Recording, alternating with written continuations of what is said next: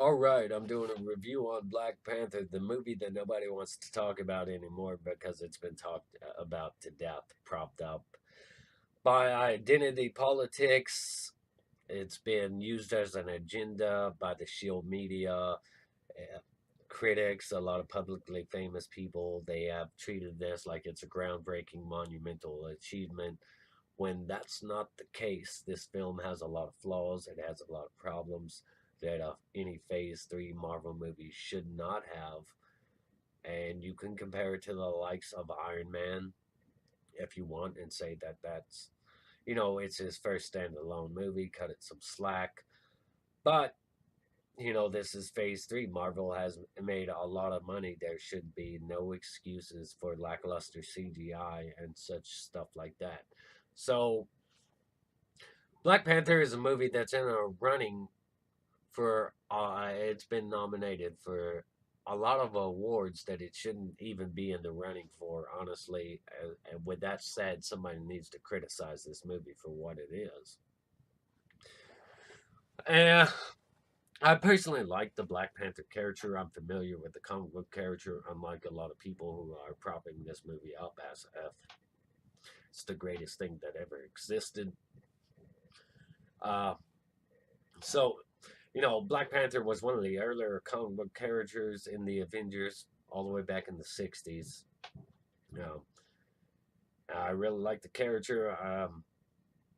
He was much better in Civil War. He was much more compelling as a character in the Captain America Civil War movie. Here, he comes off a bit dull and lackluster. His personality doesn't really shine. He's just kind of there, honestly.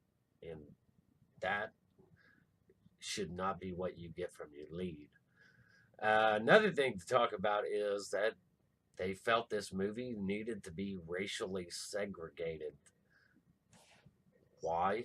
You need black writers and black directors and an all black cast, because I can understand the all black cast, that to say that you need just black writers, black directors to write this movie or whatever, because there's no way in hell a white man can understand a black person when they're both simply human beings. If you would stop basing things off the past, off things that happened to your ancestors and not you, then we could treat this from anybody's perspective. But since it always has to be about the past always has to be drug up and thrown in our faces, and we should feel guilty for things we did not commit, crimes we didn't commit, our social injustices we did not commit. It's all just silly. So in the movie, I gotta say I did not find the antagonist that compelling either. Circumstances were very different in the comic books. Killmonger wanted revenge on Claw just as equally as he wanted revenge on Black Panther. And I really felt that Claw should have been the main antagonist, and it's surprising that he wasn't, with the whole far left agenda and narrative to make a white guy a villain. That seems like it would have been the correct approach, uh, since, white man bad. Uh, but Killmonger is the main villain, and the big problem I have with him coming off as the main villain is him donning a Black Panther costume too. And in the final fight, they have a fight in the dark, which is kind of a problem when both of your characters are wearing black costumes and they're fighting in the dark. It's not. It needs to be well lit or something. But and that fight was pretty lackluster too. I've got to say, Killmonger is an absolutely overrated villain. People prop him up. I found him just subtly racist. Like, he comes in, he makes these comments to this museum curator or whatever. It's just subtly racist, antagonistic, and he faults her for the crime of her ancestors and them stealing stuff. Holds her directly responsible, which is childish. And there's a couple times in the movies, for instance, I cannot remember his name for the life of me, but the white guy which is actually more racist in the movie that works with Black Panther. I mean, not racist in the movie, but surprisingly, he's more racist in the comic books, and they didn't really make him racist in this movie, which is another thing. You know, he's the only white guy in here. You figure with the whole far left narrative, they'd make him racist or something, but he actually comes off pretty heroic in some situations and risk his life. A couple of times I found him actually quite likable. I did not find his comic book counterpart that likable, but the on screen version I find more likable. So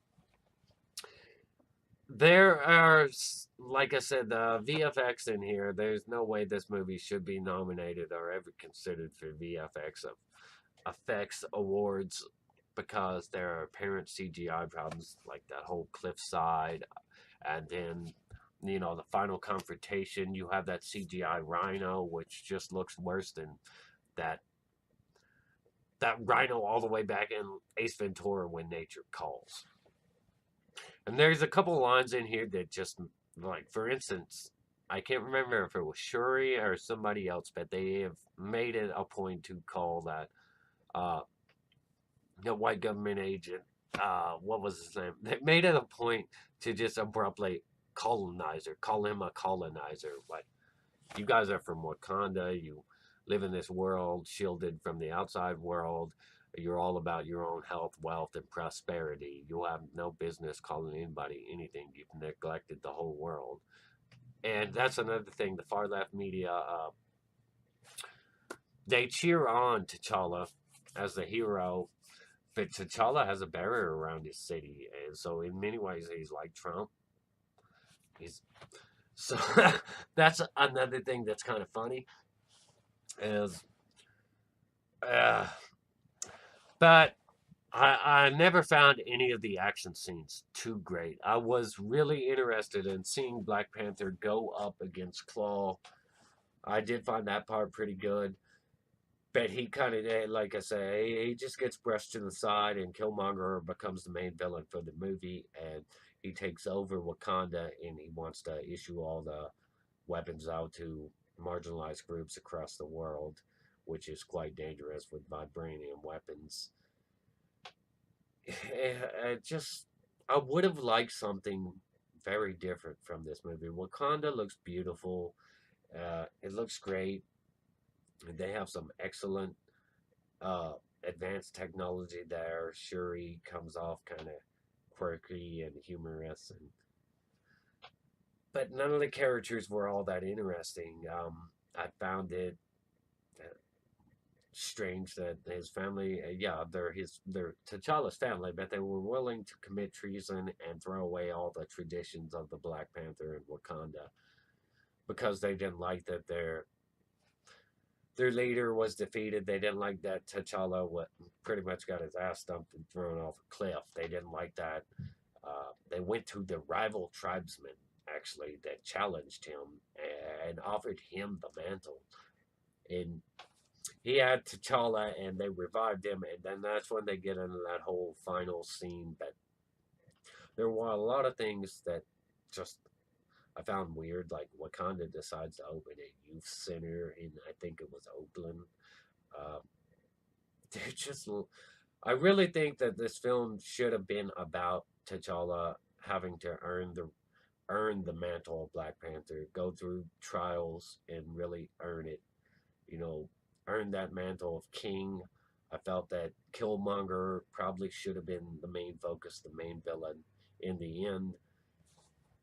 Uh, well, did I just say Killmonger? Or, I meant Claw should have been the main villain and the main focus for the first movie, and then the second movie you bring in Killmonger as the main villain. But honestly, uh, I felt like I wanted something more primitive and hunter-like. I wanted, Black Panther out there on the hunt. You know, something really cool. And they don't really showcase like the aggressive. They don't really have the now that the whole death of the father thing's out the window. They don't really showcase like the aggressive behavior of T'Challa. So I don't. It just feels like he was neutered for this film, honestly. But this movie is just, honestly, it's average to likable at best. It's not what people make it out to be. It doesn't have a lot of rewatchability like a lot of the Marvel movies in the MCU. It it's hard to set through a second or third time. Um, it does have some decent tracks, and the ceremonial uh, garments and stuff they dress up in for their Black Panther rituals and traditions. All that I found pretty cool, pretty neat looking, and Wakanda itself looked awesome. But this movie, it's average to likable at best. I'd give it a 5 out of 10. I would have much preferred seeing Black Panther go up against like Craven the Hunter, or doing Black Panther the trials to become Black Panther, and ultimately facing Claw, who is a much bigger villain in the comics than they make him out here. So, subscribe, ring that notification bell, stay awesome, rock on. Give me a ball boy thumbs up to help promote my video. Stay awesome, rock on.